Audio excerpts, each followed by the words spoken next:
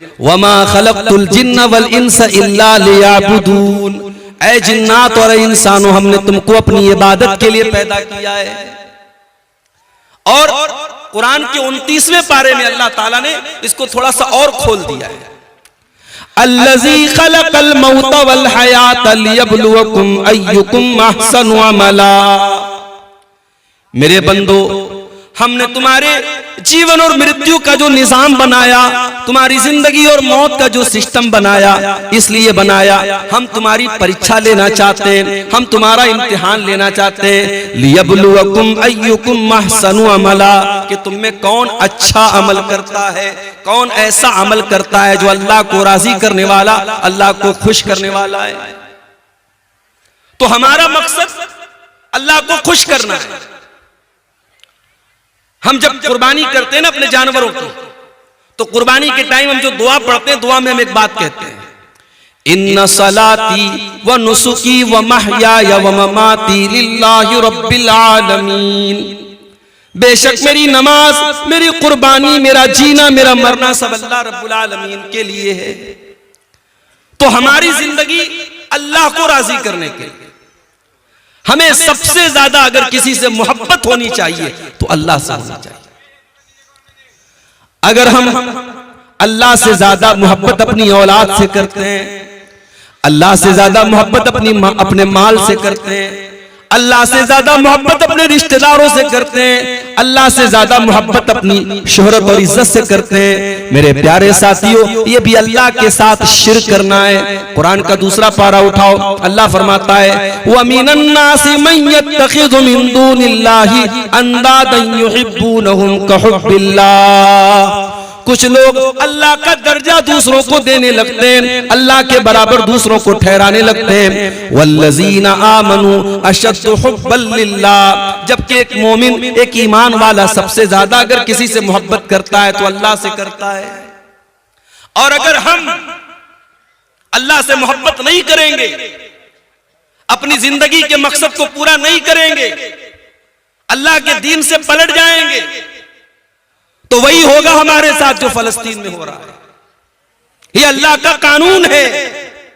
अल्लाह ने कुरान में बता दिया कि अगर तुम फिर जाओगे, हम बदल के दूसरी कौम को ले आएंगे।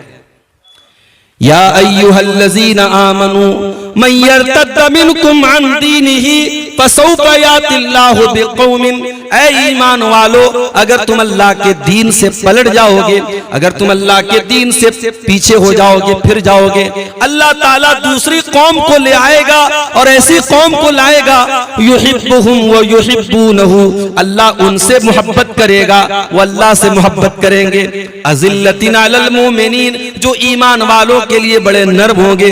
इज्जतिन अलल काफिरीन, और काफिरों के लिए बड़े सख्त होंगे। युजाहिदून फी सबीलिल्लाह, अल्लाह ऐसे लोगों को लाएगा जो अल्लाह की राह में जिहाद करेंगे। वला यखाफून लौमत लाइम, और किसी की परवाह नहीं करेंगे, किसी से डरेंगे नहीं। अगर हम अल्लाह से मोहब्बत नहीं करेंगे, हम परवाह नहीं करेंगे कि अल्लाह हमसे खुश है कि नहीं, अल्लाह हमसे नाराज तो नहीं है, अगर हम इस बात की परवाह करना बंद कर देंगे, अल्लाह दूसरी कौम को ले आएगा और अल्लाह हमें जमीन से मिटा देगा। और आज हम कायनात में ये चीज मेरे भाइयों हम देख रहे हैं। तो आज की तकरीर का मेरा मौजू क्या है? वो कौन सी ऐसी चीजें हैं जो अल्लाह को पसंद नहीं है, जिनका नाम लेकर के अल्लाह ने कहा कि ये काम मत करना, ये काम मुझे पसंद नहीं है, मैं ये काम पसंद नहीं करता, अगर ये करोगे तो मैं नाराज हो जाऊंगा। भाई मोहब्बत करते हो ना अल्लाह से?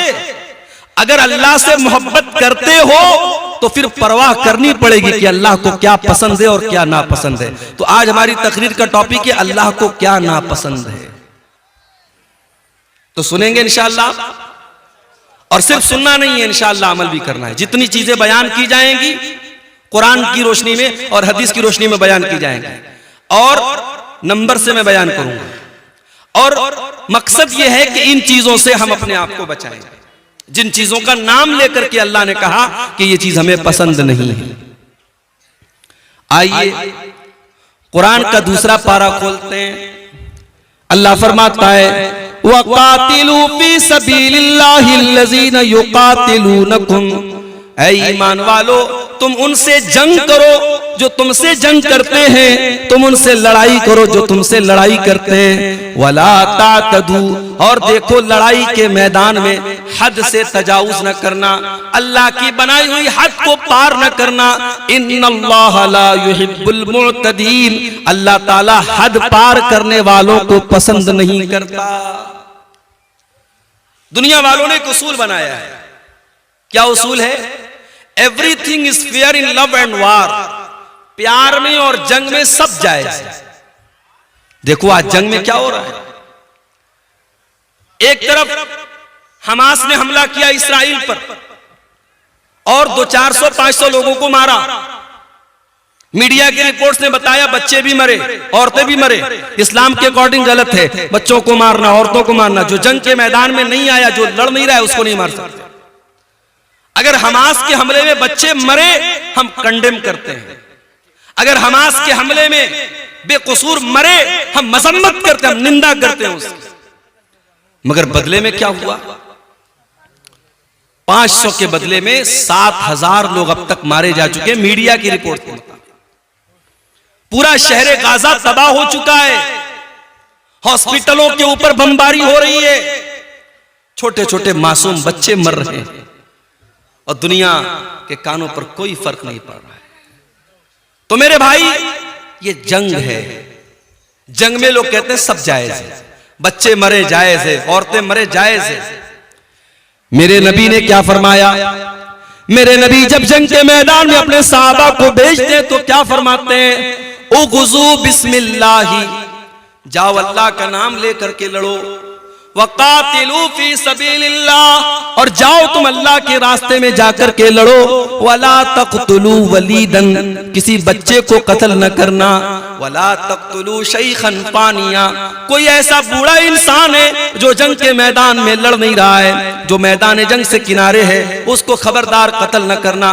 वला तगुल्लू, जंग के मैदान में भी किसी के साथ खयानत मत करना, किसी के साथ धोखा मत करना, किसी के साथ फ्रॉड मत करना। वला तक़तऊ शजरतन, किसी पेड़ को न काटना, किसी इबादतगाह को मत गिराना, किसी के पूजा स्थल को मत गिराना। ये इस्लाम ने उसूल बताए। दुनिया का उसूल है जंग में सब जायज है, मेरे नबी का उसूल है नहीं, जंग के मैदान में भी सब जायज नहीं है। वही बात कुरान कह रहा है, ऐ ईमान वालो, जब तुम अपने दुश्मनों से जंग करो, जब तुम अपने दुश्मनों से लड़ाई करो, वला तातदू, तो हद पार मत करो। अल्लाह ताला ने हर चीज की हद बनाई।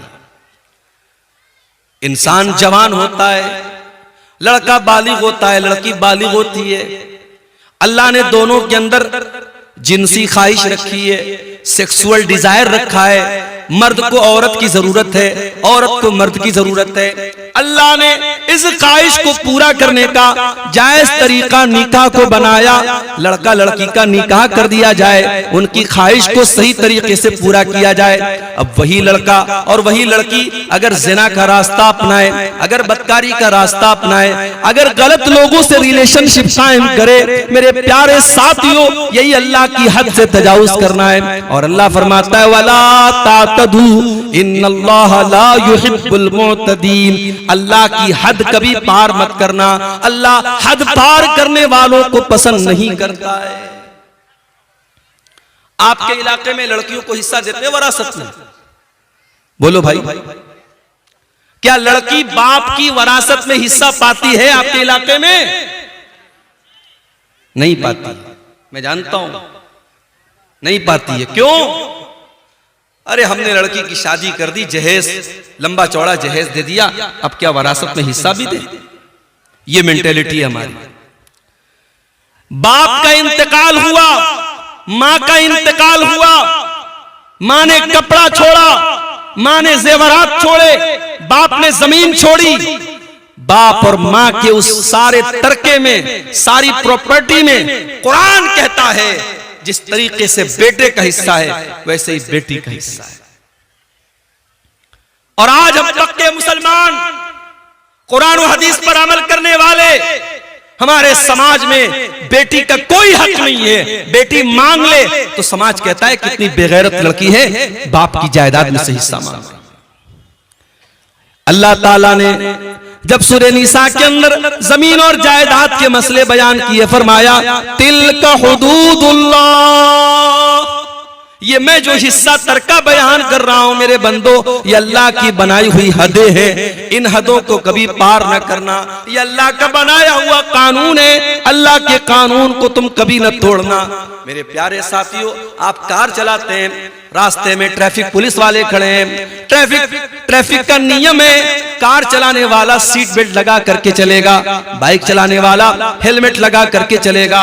अगर कहीं पर सिग्नल है तो रेड सिग्नल होने पर गाड़ी आगे बढ़ाएगा और ग्रीन सिग्नल होने पर वो गाड़ी आगे नहीं बढ़ाएगा।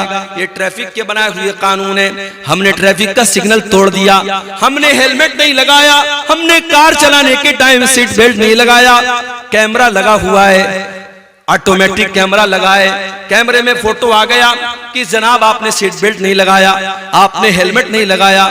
आज ऑटोमेटिक सिस्टम हो चुका है, आपके मोबाइल के ऊपर मैसेज आ गया, आप हेलमेट के बगैर गाड़ी चला रहे थे, 500 रुपए की पेनाल्टी लग गई। सीट बेल्ट के बगैर आप कार चला रहे थे, 1000 की पेनाल्टी लग गई। आपने सिग्नल क्रॉस किया था, 500 रुपए की पेनाल्टी लग गई। आज दुनिया वालों ने ट्रैफिक के कानून को तोड़ने के लिए पेनाल्टियां बनाई है, जुर्माने बनाए हैं। मेरे प्यारे साथियों, अल्लाह ताला ने भी शरीयत में बहुत सारे कानून बनाए हैं, बहुत सारी लिमिट्स बनाई हैं। अगर हम उन कवानीन को तोड़ेंगे अल्लाह हमसे नाराज होगा।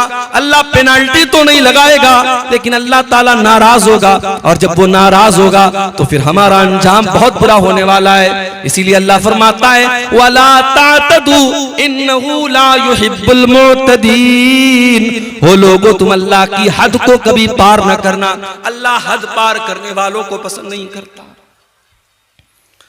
आप जानते हैं एक मजहब है हमारे मुल्क में, जैन मजहब। जैन मजहब के लोग कोई गोश्त नहीं खाते, वो 100% शाकाहारी होते हैं। और इतना ही नहीं, वो जब चलते हैं तो मास्क लगा के चलते हैं। क्यों? क्योंकि उनका कहना है जब हम हवा में सांस लेते हैं तो बहुत सारे कीड़े मकोड़े और बहुत सारे जरासीम और कीटाणु हमारे सांस लेने से मर जाते हैं, तो हम मास्क लगा लेते हैं ताकि उनकी हत्या न हो। बहुत सारे जैन मजहब के जो उनके गुरु होते हैं वो नंगे रहते हैं, क्योंकि उनके मजहब के जो रहनुमा है उनकी तालीम है कि कपड़ा भी मत पहनो, नंगे रहो। ये जैन मजहब की तालीम है। इस्लाम की तालीम क्या है? इस्लाम ये कहता है, अल्लाह कुरान में कहता है या अय्युहल्लज़ीना आमनू ला तुहर्रिमू तय्यिबाति मा अहल्लल्लाहु लकुम, ऐ ईमान वालो खबरदार, जिस चीज को अल्लाह ने हलाल किया है तुम्हें हराम करने का कोई अधिकार नहीं है। ठीक है, कोई शाकाहारी हो सकता है, कोई मुसलमान भी ऐसा हो सकता है उसको गोश्त पसंद नहीं है, वो सब्जी खाता है, वो दाल खाता है, बहुत अच्छी बात है, कोई मसला नहीं, कोई हर्ज की बात नहीं। लेकिन अगर वो गोश्त को हराम समझता है, वो ये समझता है कि गोश्त का खाना सही नहीं है, ये जीव हत्या है, ये जानवरों का कत्ल है, ये जानवरों का खून बहाना है, कान खोल करके सुन लो, अल्लाह फरमाता है या अय्युहल्लज़ीना आमनू ला तुहर्रिमू तय्यिबाति मा अहल्लल्लाहु लकुम, ईमान वालो जो चीज अल्लाह ने तुम्हारे लिए हलाल की है, जो चीज अल्लाह ने जायज की है, तुम कौन होते हो हराम करने वाले, तुम कौन होते हो नाजायज करने वाले। वला तातदू, ईमान वालो अल्लाह की हद को कभी क्रॉस न करो, इन्नहु ला युहिब्बुल मुअतदीन, अल्लाह ताला हद से तजावुज करने वालों को पसंद नहीं करता। पता ये चला, अल्लाह ने अगर किसी चीज को हराम किया है हम हलाल नहीं कर सकते, और अल्लाह ने हलाल किया है हम हराम नहीं कर सकते। एक मर्तबा अल्लाह के नबी ने अपने ऊपर शहद को हराम कर लिया। अपनी एक बीवी के कहने पर जब उस बीवी ने अल्लाह के नबी से कहा कि अल्लाह के नबी आपके मुंह से मगाफिर की महक आती है, मगाफिर एक बदबूदार फूल होता था, अल्लाह के प्यारे नबी हजरत ज़ैनब के यहाँ से शहद खा के आया करते थे और दूसरी बीवियों को पसंद नहीं था, शहद खाने की वजह से देर हो जाया करती थी। तो उन्होंने कहा, अय अल्लाह के नबी, आपके मुंह से मगाफिर की महक आती है। अल्लाह के नबी ने अपनी बीवी को राजी करने के लिए ये कसम खा ली कि मैं आज के बाद शहद नहीं खाऊंगा। जब शहद खाने से मेरे मुंह से महक आती है, जब शहद खाने से मेरे मुंह से बदबू आती है, मैं आज के बाद शहद नहीं खाऊंगा। एक नॉर्मल सी बात थी, नबी ने अपने ऊपर शहद को हराम कर दिया, लेकिन अल्लाह के लिए नॉर्मल बात नहीं थी। अल्लाह ने कुरान की आयत नाजिल कर दी, या अय्युहन नबिय्यु लिमा तुहर्रिमु मा अहल्लल्लाहु लका तबतगी मर्दात अज़वाजिक। ऐ नबी, आपको ये अधिकार किसने दे दिया, ये हक किसने दे दिया कि जिस शहद को अल्लाह ताला ने हलाल किया था आपने अपने ऊपर हराम कर लिया अपनी कुछ बीवियों को खुश करने के लिए। ऐ नबी, आपको भी अल्लाह के हलाल किए हुए चीज को हराम करने का अधिकार नहीं है। हम नहीं कर सकते, किसी हलाल चीज को हराम नहीं कर सकते और किसी हराम को हलाल नहीं कर सकते मेरे भाई। और आगे बढ़िए, कुरान में एक और जगह ये बात आई है, सूरह आराफ में अल्लाह ने फरमाया, उदू रब्बकुम तज़र्रुअन व खुफिया, अपने रब से दुआ करो, गिड़गिड़ा करके दुआ करो और चुपके चुपके दुआ किया करो। इन्नहु ला युहिब्बुल मुअतदीन, अल्लाह ताला दुआ के अंदर हद से तजावुज करने वालों को पसंद नहीं करता। कुछ लोग दुआ के अंदर भी हद से तजावुज करते हैं। माफ कीजिएगा, आपके यहाँ चंदे का जो तरीका होता है, बंगला जुबान के जो मुकर्रिर आते हैं वो दुआ करते हैं, इस पर भी तहकीक होनी चाहिए कि ये तरीका दुआ का सही है। दुआ के अंदर हद से तजावुज नहीं होना चाहिए। दुआ में हम कोई ऐसी चीज नहीं मांगेंगे जो मुनासिब ना हो। एक सहाबी ने अपने बेटे को देखा, बेटा दुआ कर रहा है, आय अल्लाह, जन्नत में दाहिने तरफ सफेद रंग का महल मुझे अता फरमा दे, जन्नत के अंदर व्हाइट हाउस मुझे दे दे। सहाबी ने बेटे को यह दुआ करते हुए सुना।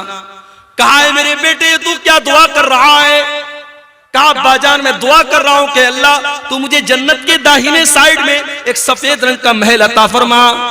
कहा, बेटा ये दुआ करना सही नहीं है बेटा, मैंने अल्लाह के नबी को ये फरमाते हुए सुना था कि कयामत के पहले एक ऐसा दौर आएगा, लोग दुआ के अंदर हद से तजावुज करेंगे और लोग वजू करने में हद से तजावुज करेंगे। ऐ मेरे बच्चे, जब तुझे दुआ करना हो तो सिंपल ये दुआ कर, आय अल्लाह मैं जन्नत का सवाल करता हूँ, मैं जहन्नम से तेरी पनाह मांगता हूँ। उसमें इतनी डिटेल मत बयान करो। अपनी दुआ में ये मत कहो कि अल्लाह जन्नत के दाहिने साइड में मुझको ये महल अता फरमा। ये दुआ के अंदर हद से तजावुज करना है। बात लोग दुआ करते हैं, कहते हैं अल्लाह अपने नबी के सदके मेरी ये दुआ कबूल कर ले। ये सदका क्या है भाई? नबी के सदके कैसे दुआ होती है? गलत है, ये दुआ में हद से तजावुज। आप दुआ में अगर वसीला लगाना चाहते हैं, अपने किसी नेक अमल का वसीला लगाइए। अय अल्लाह मैंने जाड़े में कंबल बांटे थे गरीबों को। अय अल्लाह रात का सन्नाटा था, कोई गरीब लेटा हुआ था, मैंने जाके कंबल उसको उड़ा दिया था। अय अल्लाह कोई देखने वाला नहीं था, कोई कैमरा वाला नहीं था, कोई रिकॉर्डिंग करने वाला नहीं था। अय अल्लाह मैंने तुझको राजी करने के लिए, तुझको खुश करने के लिए उस गरीब की मदद की थी। अय अल्लाह तू मेरी मगफरत फरमा दे, अय अल्लाह तू मेरी मुसीबत को दूर फरमा दे। ऐसे नेक अमल का वसीला आप लगा सकते हैं। तो दुआ के अंदर भी हद से तजावुज नहीं होना चाहिए। तो पहली चीज जो अल्लाह ताला को बहुत नापसंद है मेरे भाइयों, वो क्या है? हद से तजावुज करना। और आगे बढ़िए, अल्लाह को दूसरी चीज जो बहुत ज्यादा नापसंद है, कुरान का दूसरा पारा खोलो, अल्लाह फरमाता है वइज़ा तवल्ला फिल अर्ज़ि सा। मुनाफिकों के बारे में अल्लाह ने फरमाया कि मुनाफिक आदमी जब जमीन में चलता है तो वो क्या करता है? लियुफ्सिदा फिल अर्ज़ि व युहलिकल हर्स वन नस्ल वल्लाहु ला युहिब्बुल फसाद। वो मुनाफिक आदमी, वो मुशरिक आदमी, वो जमीन में फसाद मचाता है, वो लोगों को कत्ल करता है, वो बच्चों को कत्ल करता है। वल्लाहु ला युहिब्बुल फसाद, अल्लाह को फसाद पसंद नहीं है, अल्लाह को जमीन के अंदर फसाद पसंद नहीं है, अल्लाह को फसादी लोग पसंद नहीं है, जो फसाद मचाते हो, जो बेकसूरों का खून बहाते हो, जो निर्दोष लोगों की हत्या करते हो। जाओ कोई मीडिया वालों को कुरान की आयत बता दे, वइज़ा तवल्ला साफिल अर्ज़ि लियुफ्सिद फीहा वयुलिकल हर्थ वन नस्ल। ये मुनाफिकों की पहचान है, ये मुशरिकों की पहचान है, ये अल्लाह के दुश्मनों की पहचान है। बच्चों को कत्ल करना, फसाद मचाना, आतंक मचाना। अल्लाह का मानने वाला कभी आतंकवादी नहीं हो सकता, अल्लाह का मानने वाला कभी दहशतगर्द नहीं हो सकता। अरे अल्लाह के मानने वाले एक चींटी को भी बिला वजह नहीं मारते। याद करो सुलेमान अलैहिस्सलाम का वाकया।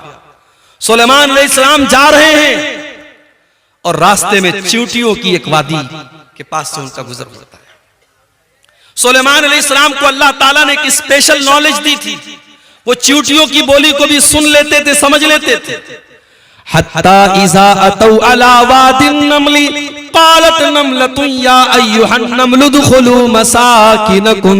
जब सुलेमान का लश्कर चींटियों की वादी के पास से गुजरा तो चींटियों की रानी ने अपनी चींटियों से कहा, ऐ चींटियों जल्दी जल्दी अपने बिल में दाखिल हो जाओ। ला यहतिमन्नकुम सुलेमान व जुनूदुहु व हुम ला यशऊरून। कहीं ऐसा न हो कि सुलेमान और उनका लश्कर अपने पांवों से तुम्हें रौंद डाले, तुम्हारे ऊपर चढ़ जाए, तुम्हें खत्म कर दे और उनको पता न चले। वहुम ला यशऊरून, उनको पता न चले। इसका मतलब कि जानबूझकर सुलेमान अलैहिस्सलाम चींटी को भी तकलीफ नहीं पहुंचा सकते।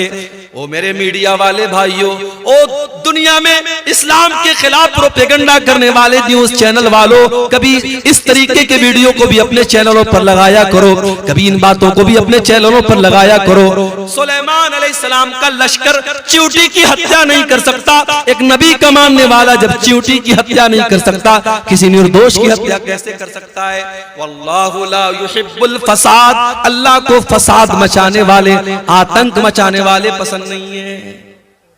इस्लाम तो वो मजहब है मेरे भाई, एक निर्दोष की हत्या, एक बेकसूर का खून बहाने वाला पूरी मानवता का हत्यारा है, पूरी इंसानियत का कातिल है। अल्लाह फरमाता है, मन कतल नफ्सन बिगैरि नफ्सिन औ फसादिन फिल अर्दी फकअन्नमा कतलन नास जमीआ। जिसने एक निर्दोष की हत्या की, उसने पूरी इंसानियत को कत्ल कर दिया। उसने इतना बड़ा पाप कर दिया कि पूरी इंसानियत को कत्ल कर दिया। वमन अहयाहा फकअन्नमा अहयन नास जमीआ। और एक इंसान की जान बचाने वाला पूरी इंसानियत की जान बचाने वाला है। मेरे प्यारे साथियों, दुनिया में पहला मर्डर किसने किया था? काबिल ने अपने भाई हाबिल का किया था, और औरत के चक्कर में किया था, लड़की के चक्कर में किया था। औरत के चक्कर में काबिल ने हाबिल को कत्ल किया था, दुनिया का पहला मर्डर किया था। अल्लाह के नबी फरमाते हैं, अब कयामत तक जितने मर्डर होंगे, जितने कत्ल होंगे, हर मर्डर और हर कत्ल का जिम्मेदार काबिल होगा, जो कि पहला कत्ल उसने किया था।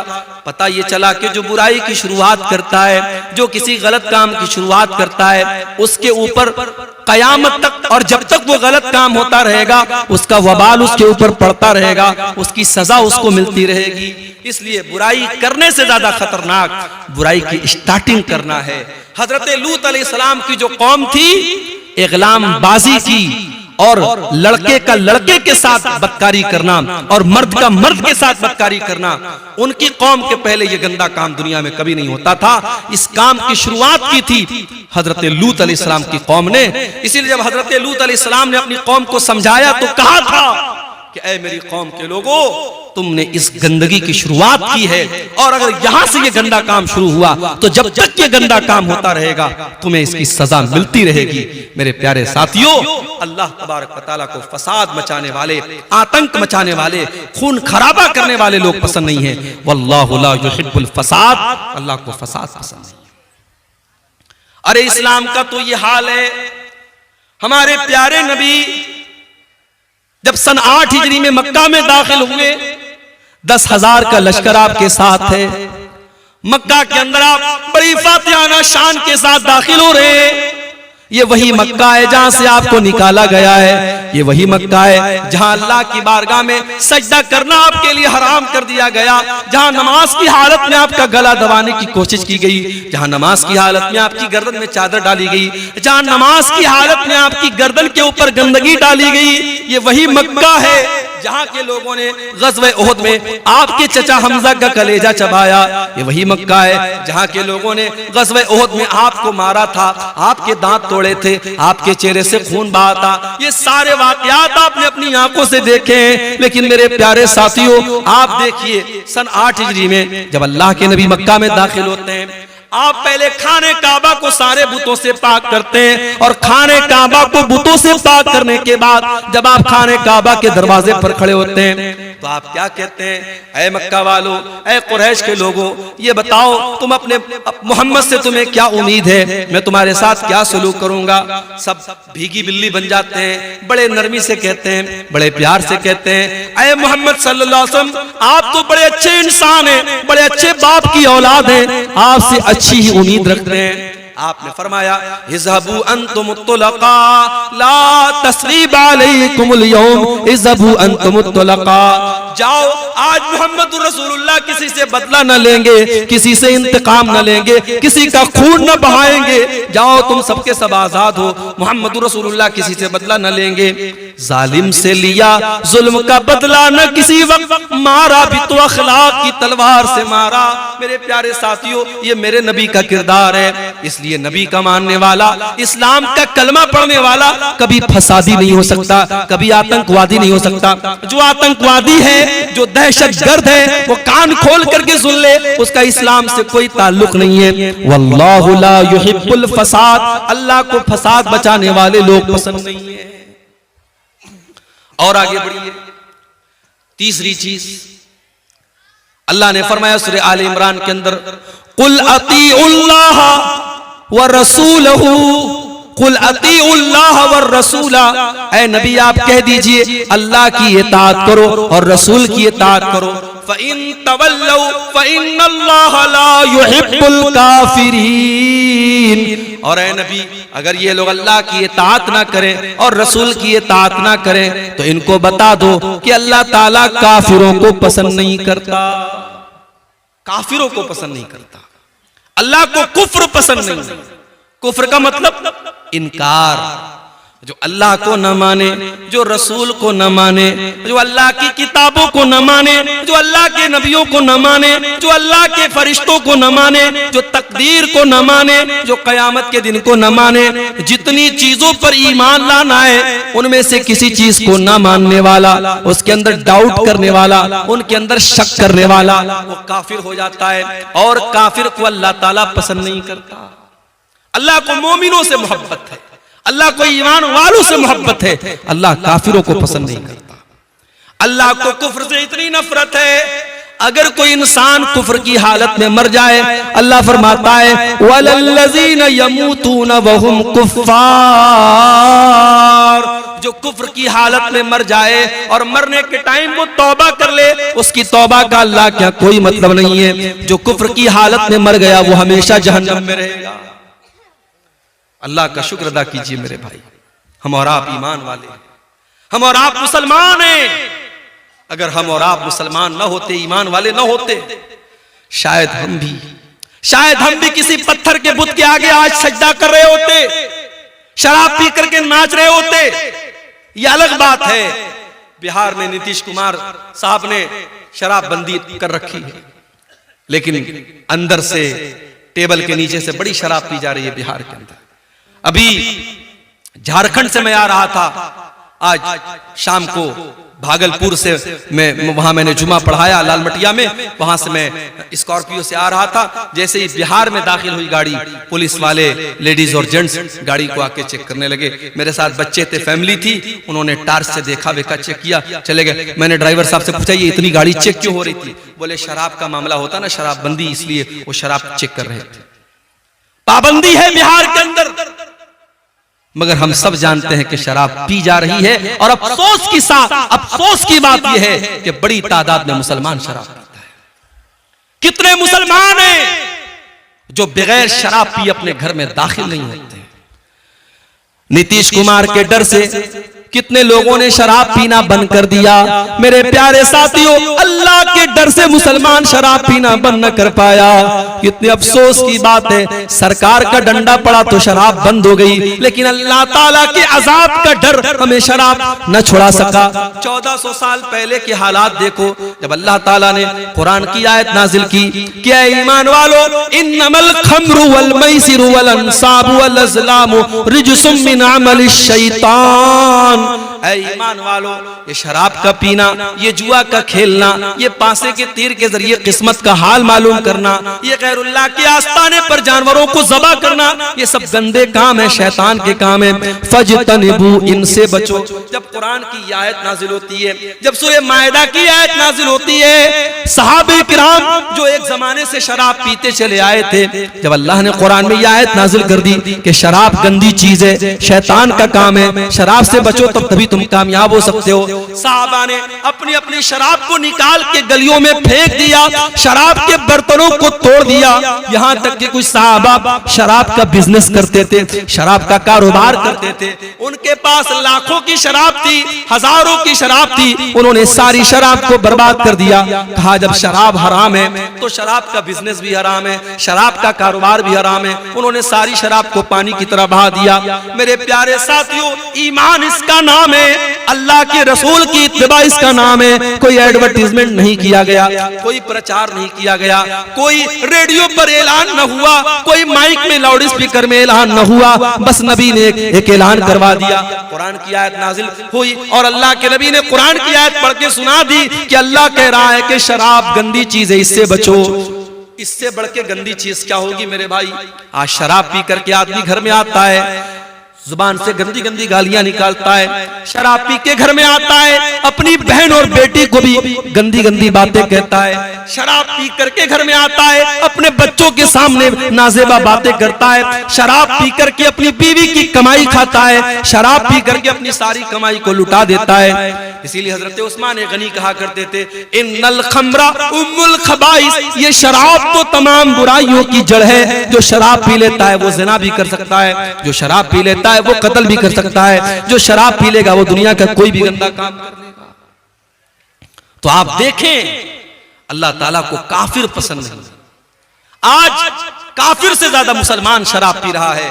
हम बिहार गवर्नमेंट की बात क्या करें, 1400 साल पहले हमारे नबी ने शराब बंदी कर दी थी, मगर आज मुसलमानों का एक बड़ा तबका शराब पी रहा है। मेरे प्यारे साथियों, अगर आप में से कोई भाई इस गंदगी में मुब्तला है, अगर शराब के नशे में मुब्तला है, अल्लाह के वास्ते तौबा कर लो। नहीं पता मौत कब आ जाए, क्या पता शराब के नशे में इंसान धुत है और उसी हालत में दिल की धड़कन बंद हो जाए, हार्ट अटैक हो जाए और उसी हालत में इंसान का इंतकाल हो जाए। अल्लाह के नबी फरमाते हैं, इन्नल अब्द युबासु अला मा माता अलैहि, बंदे का इंतकाल जिस हाल में होगा, बंदा जिस हाल में मरेगा, उसी हाल में कयामत के दिन उठाया जाएगा। ऐ शराब पीने वाले, अगर तेरा इंतकाल उसी हालत में हो गया, कल कयामत के दिन अल्लाह की बारगाह में तू शराब के नशे में उठेगा, तो अल्लाह को क्या मुंह दिखाएगा, तो अल्लाह को क्या जवाब देगा? इस गंदी चीज से तू जल्दी से तौबा कर ले, अपने परिवार को, अपने आप को इससे तू नजात दे दे। मेरा रब कुरान में कहता है, वला तुल्कू बिअयदीकुम इला तहलुका, अपने आप को हलाकत में न डालो। जो शराब आपको हलाकत में डाल रही है, जो बर्बाद कर रही है, उस शराब से अपने दामन को बचा लो मेरे भाई। तो अल्लाह को काफिर पसंद नहीं,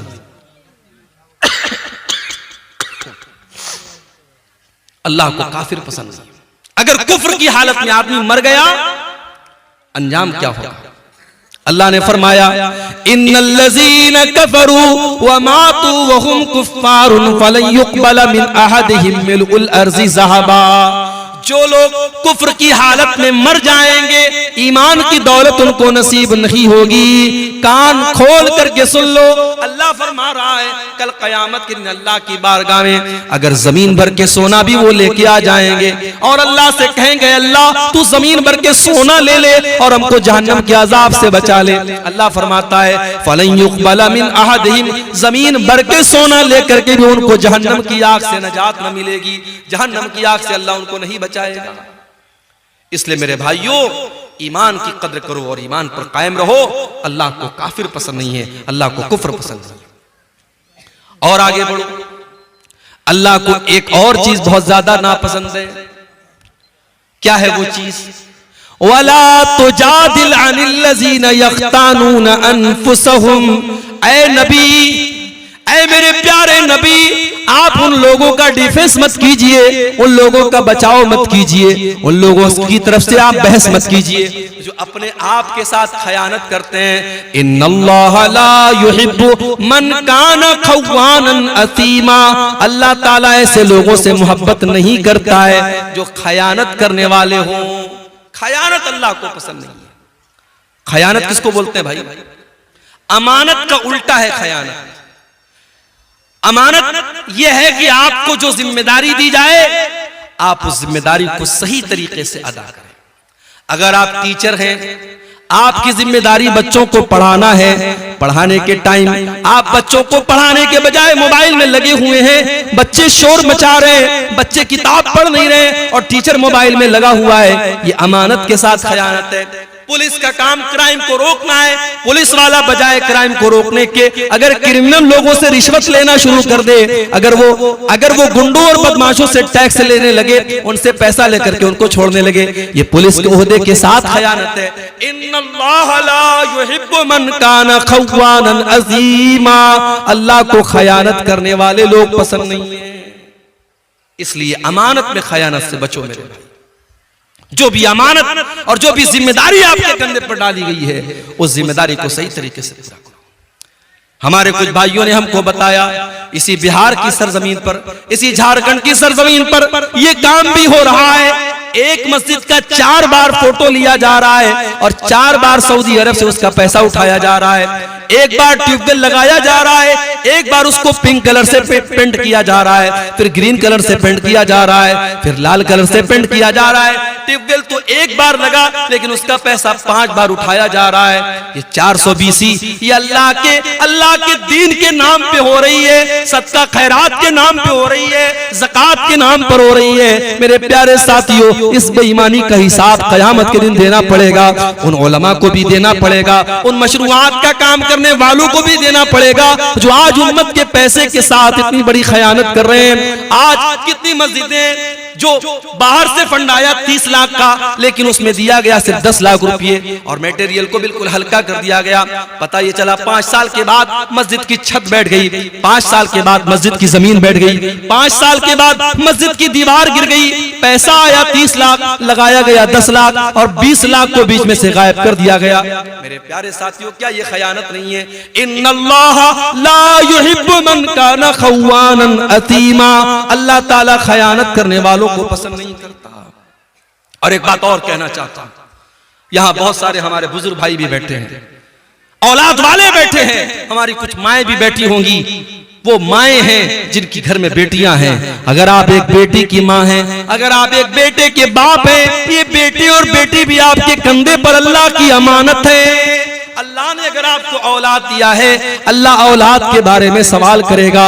अल्लाह के नबी फरमाते हैं, कुल्लुकुम राइयुन व कुल्लुकुम मसऊलुन अन रइयतिही। ओ लोगों, तुम सब के सब जिम्मेदार हो और तुमसे तुम्हारी जिम्मेदारी के बारे में सवाल किया जाएगा। फर्रजुलु राइन अला अहली बैतिही।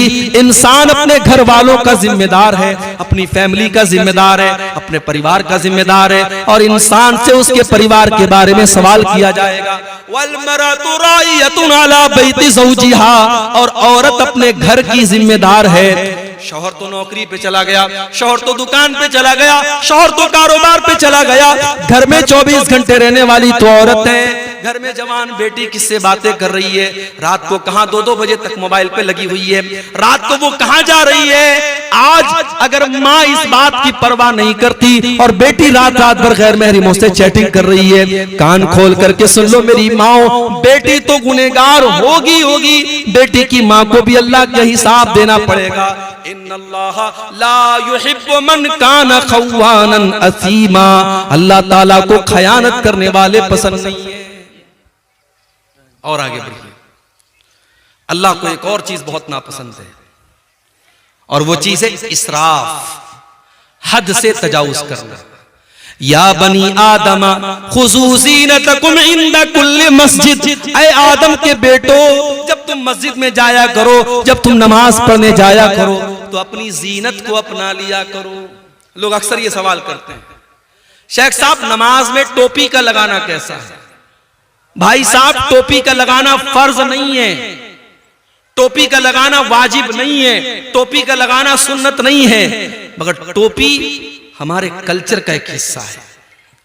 हमारे देश में, हमारे मुल्क में मुसलमान की पहचान होती है टोपी से। हमारे कल्चर का, हमारी संस्कृति का, हमारी तहजीब का एक हिस्सा है। आप शादी में टोपी लगा रहे हैं, आप जनाजे में टोपी लगा रहे हैं, और मस्जिद में आप आते हैं तो जानबूझ के आप खुले सर नमाज पढ़ रहे हैं, ये मुनासिब नहीं है। अल्लाह कुरान में कहता है या बनी आदम खुज़ू ज़ीनतकुम इंदा कुल्ली मस्जिद, ऐ बनी आदम, ऐ आदम की औलाद, जब तुम मस्जिद में जाया करो, जब तुम नमाज पढ़ने जाया करो तो अपनी जीनत को अपना लो, ऐसा लिबास पहनो जिस लिबास को पहन करके तुम अच्छे लगो। भाई नमाज तो बनियाइन में भी हो जाएगा। अगर मर्द का नाफ से लेकर के घुटने तक का हिस्सा ढका हुआ है और कंधा ढका हुआ है तो नमाज तो ऐसे भी हो जाएगा। मगर आप बनियाइन पहन के और एक छोटा सा गमछा बांध करके मस्जिद में आएंगे, मुनासिब नहीं है। आप उस ड्रेस में आए जो आपकी बेहतरीन ड्रेस है, जिस ड्रेस में आप अच्छे लोगों के पास उठते हैं, बैठते हैं। अल्लाह कह रहा है ऐ आदम की औलाद, जब तुम मस्जिद में आओ तो अपनी जीनत को अपना लो। वकुलू वशरबू, और खूब खाओ खूब पियो, वला तुसरिफू, लेकिन खाने और पीने में हद से तजाउज न करो, इसराफ न करो, फजूल खर्ची न करो। इन्नहु ला युहिब्बुल मुसरिफीन, अल्लाह ताला फजूल खर्ची करने वालों को पसंद नहीं करता। अल्लाह को तकब्बुर करने वाले, घमंड करने वाले, अहंकार करने वाले लोग भी पसंद नहीं है। हजरत लुकमान अपने बच्चे को नसीहत करते हैं तो क्या कहते हैं, वला तुसइर खद्दका लिन्नासी वला तमशी फिल अर्ज़ि मरहा, ऐ मेरे बच्चे तू गाल फुला करके लोगों से न मिलाकर और जमीन में अकड़ करके न चलाकर, इन्नल्लाह ला युहिब्बु मन काना मुख्तालन फखूरा, अल्लाह ताला घमंडी लोगों से मोहब्बत नहीं करता, घमंडी लोगों को पसंद नहीं करता। घमंडी लोग अल्लाह को पसंद नहीं है। कारून बड़ी दौलत वाला था, उसको अपनी दौलत पर बड़ा नाज था, लेकिन कारून के कौम में जो नेक लोग थे, जो ईमान वाले लोग थे, उन्होंने कारून को नसीहत की और कहा कि ऐ कारून ला तफरह, अपनी दौलत पर इतराना नहीं, अपनी दौलत पर गुरूर नहीं करना। इन्नल्लाह ला युहिब्बुल फरिहीन, अल्लाह ताला इतराने वालों को, घमंड करने वालों को पसंद नहीं करता है। वब्तगी फीमा आताकल्लाहु दारल आखिरा, ऐ कारून तुझे अल्लाह ने बड़ी दौलत से नवाजा है, बड़े खजाने अल्लाह ताला ने तुझे दिए हैं। ऐ कारून अपनी दौलत के जरिए तू आखिरत की तैयारी कर। ओ मेरे प्यारे साथियों, आज अल्लाह ने आपको दौलत वाला बनाया है, अपनी दौलत को अल्लाह के रास्ते में खर्च किया करो, मस्जिदों में दिया करो, मदरसों में दिया करो, कारे खैर में दिया करो, अपनी आखिरत बनाया करो। वला तंसा नसीबक मिनद दुनिया, मैं ये नहीं कहता कि दुनिया को भूल जाओ, दुनिया में जो तुम्हारा हक है, दुनिया में जो तुम्हारा हिस्सा है, दुनिया का हिस्सा तुम उससे खूब फायदा उठा लो, लेकिन असल तैयारी आखिरत की करो। वला तबगिल फसाद फिल अर्ज़ि, और कारून से उसकी कौम के लोगों ने कहा कि ऐ कारून तू जमीन में फसाद मचाने की कोशिश न करना, अल्लाह ताला फसादी लोगों को पसंद नहीं करता।